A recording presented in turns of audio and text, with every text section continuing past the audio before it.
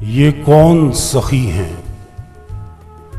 ये कौन सखी हैं जिनके लहू की अशरफियां छन छन छन धरती के पेहम प्यासे कशकोल में ढलती जाती हैं, कशकोल को भरती जाती हैं। ये लखलुट जिनके जिस्मों की भरपूर जवानी का कुंदन इस खाक में रोज निखरता है और कूचा कूचा खिलता है।